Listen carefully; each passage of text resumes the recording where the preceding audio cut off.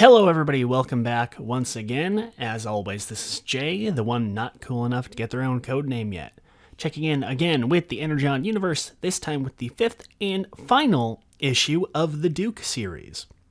So I obviously didn't do issue 4. Unfortunately, I was busy the weekend that it came out, and then the weekend after I was deathly ill, so I ended up not being able to get around to it, so I decided to screw it, let's just skip it and jumped out of the last one. So yeah, again, a little disappointing that the series is ending now. I mean, I've really enjoyed it up to this point, but I don't really know enough about the next writers and what's coming forward, so I can't really judge too early. But nevertheless, let's get into the issue. So, as always, a quick recap. After the cliffhanger of issue 3, where the Baroness attempts to kill Duke, Duke is able to convince the Baroness that this is a stupid idea, and they end up teaming up, successfully escaping the attack on the pit, and everybody going their separate ways, with Duke once more on the hunt for the mysterious signal and finding out the whereabouts of the mystery robots and Mars Industries. Despite attempts otherwise, Duke is able to infiltrate the base and comes face to face with the secret weapon that Mars Industries is preparing. Not one of the Transformers as suspected, but instead one of the Cobra Bat Troopers ready to attack. And now, the fifth and final issue of the series. Duke is quickly and easily manhandled by the Bat Trooper, but the attack is called off with the sudden appearance of the enigmatic Destro, finally moving to confront Duke face to face. Destro, knowing all about Duke's little mishaps with his career, offers him a place at his side with Mars Industries. But Duke snaps at Destro, saying that he'll never work for the men that killed his friend with his massive robot army. This, however, catches Destro off guard, as he knows nothing about the Transformers and is surprised at this revelation. He once again offers Duke a place at his side for their new common enemy, but Duke rejects it in the only way he knows how, and Destro sicks the Bat Trooper on him once again, and moves to go full scorched earth on the base. After a long and brutal battle, Duke is able to successfully destroy the Bat Trooper, but not in time, as the base explodes around him and he's unable to escape.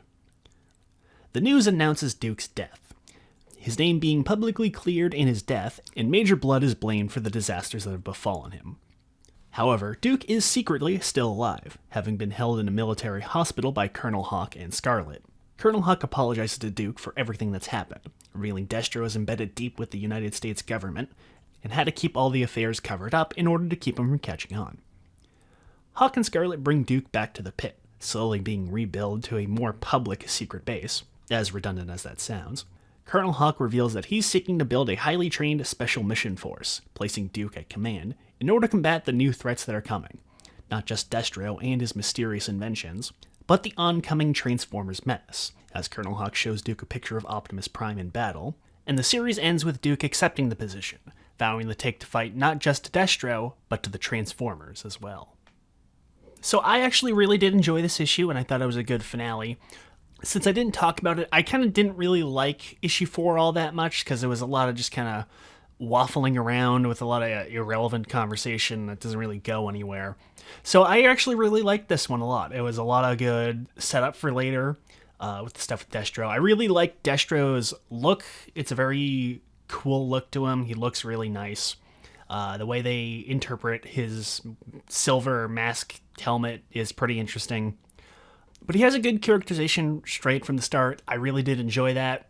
He has a very strong initial appearance, and I like that there's that kind of build up for what his own arc is going to be dealing with, where not just with the stuff with the Bat Troopers that we set up with, but him not knowing about the Transformers is going to be interesting. And I feel like that's probably what the majority of his book is going to be focusing on, is him kind of getting deeper into that and getting deeper into the foundation of Cobra, I imagine. Probably some backstory stuff. We get a tiny little dash here and there of backstory of Destro in this book, but basically just like a single page worth, which is fine. We don't need to rush through his backstory or anything like that, which I kind of didn't like that they did that with Baroness, thinking back, but I thought it was a fine way to establish her there, and it made sense that Duke knew about it. And it's fair that we don't do it here, where it's not just Destro explaining his backstory.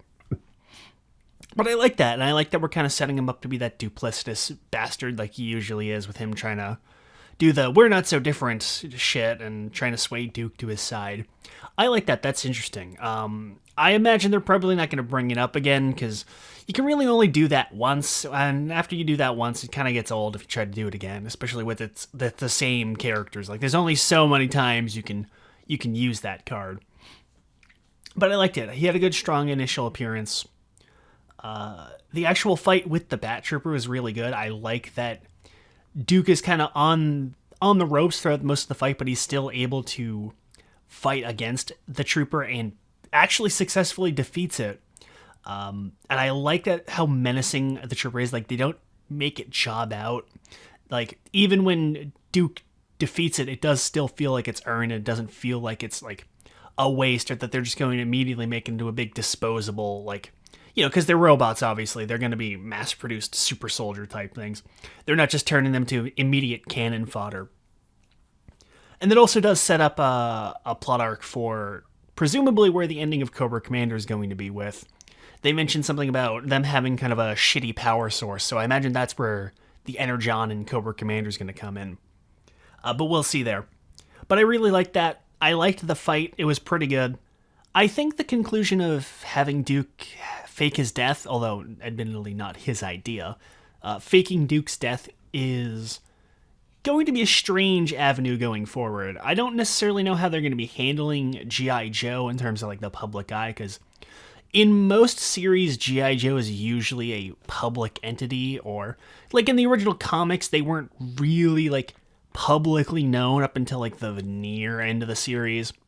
So I imagine it's going to be pretty weird once we start going forward, where like Duke is very publicly dead in this series, and I imagine it's going to get kind of weird once they start incorporating more characters into it. It's like, hey, wait, aren't you that weird terrorist guy who died kind of thing? So I don't know. That seems like it's going to be possibly a headache to deal with going forward. But I like that idea of him kind of faking his death to go off the grid and become the leader of G.I. Joe, and that kind of sets them up. I like that idea. The whole thing with Colonel Hawk and him being like, oh yeah, I knew all along, but I was lying to you to cover up the conspiracy, blah, blah, blah thing is like, yeah, it's predictable. It's kind of an obvious angle to go with, and I'm fine with it. I wish they went with something a little more original, or at least they tried to subvert that idea. But granted, there's kind of like a lose-lose where it's either Hawk just completely doesn't believe in any of the robot shit, and he's obviously just covering up to be evil. I like that Colonel Hawk is at least a good guy. He's not lying just for the sake of lying or to be a government stooge. He's, as he makes it clear that Destro is, pretty deep in with the government and the military because, big money dealer and, military industrial complex type of shit. It's a natural way to go. I wish they did something a little more unique there, but I like the idea of Hawk still being like a good guy and a central figure in the team. So that's good. So that's about it for the issue. Again, same things I've already said about the art apply here. The art was really good. The fight was really well drawn, and I like the way they kind of interspersed Duke flashing back to Starscream in the fight with the sound effects and the impacts of the fight and blows. It was very interesting. But beyond that, not a whole lot else to say about the art. Overall, I really enjoyed the issue. As a finale, it was pretty solid. The book overall, now that it's over, obviously, again, I'm a little disappointed that this ended up being a mini. You could have really easily made this story a little longer and kind of built up more to G.I. Joe kind of becoming a thing. I think the 5-issue count, looking back, does kind of kill it, especially once you hit issue 3 and 4 there, where there's just a lot of stuff that kind of gets condensed for time, unfortunately. So I don't know if that was always the plan or not, because again, I don't remember them saying this was going to be a miniseries when they first announced it, so I don't know if this was the plan to cancel it and just kind of move on, because, I mean, it's not like they're canceling it outright. They're moving on to new books with new characters, so it's not that it's doing badly. It's obviously not doing badly. It seems weird to do that, so I'm not sure. But I'm a little disappointed looking back of the over thing with the length of it. It could have been a little longer. It should have been a little longer.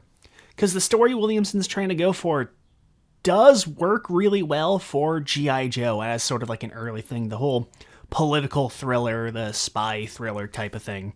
It worked really well as a good, solid reinterpretation of like an origin story for G.I. Joe.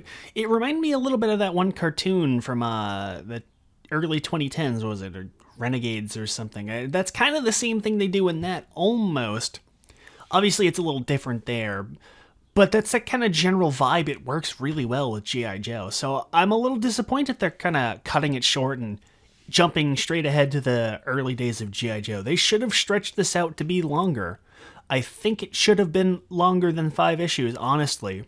Or at the very least have, like, the story continue on in the next mini with a different writer. Kind of like multiple arcs building up. I think they're jumping ahead a little too quickly at this point with G.I. Joe, which, on one hand, I get they want to kind of get to the good stuff of the heroic G.I. Joe versus Cobra, the enemy, and all that, but I don't know, it kind of gimps the story a little bit, but it had a great start, it had a great ending. It's just that middle bit there, you can really kind of feel the short length of it kind of hit the story hard, which is unfortunate.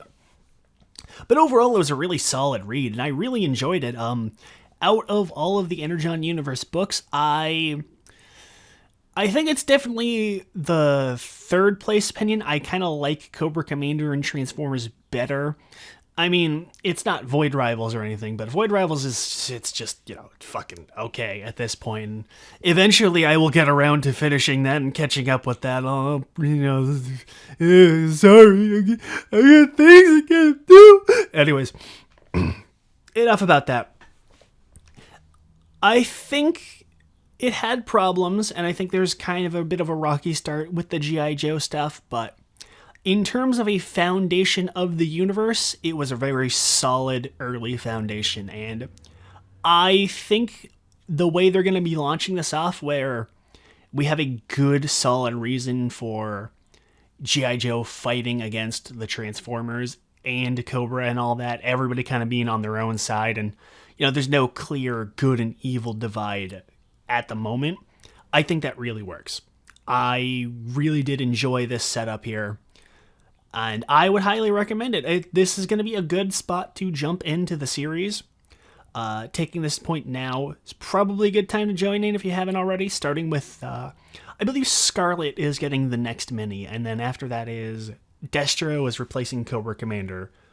So I don't know where they're going to be going from that, because they've made it clear those two are going to be minis as well. So I would imagine that once those wrap, we're probably going to get 2 more minis focusing on 2 other characters, which, considering they haven't introduced him yet, is probably going to be Snake Eyes related, because you can only have G.I. Joe for so long until you bring Snake Eyes in, and the fact that they've shown restraint so far and not brought him in is astounding.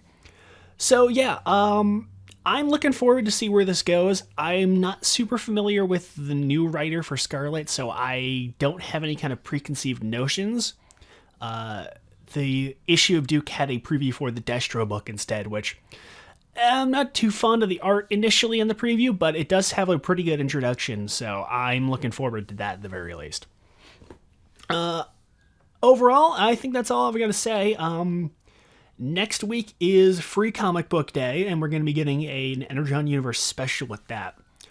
Allegedly, I've read what's going to happen, although I take that leak with some rather big grains of salt, because it sounds really deliberately written to be bad and pissing people off. So, I'm interested to see what happens with that, but I think next week the last Cobra Commander book comes out as well, so I'll probably be checking with that, and eventually Void Rivals once I finally fucking get off my ass and do that. So, that'll be all this time. Thank you very much for watching.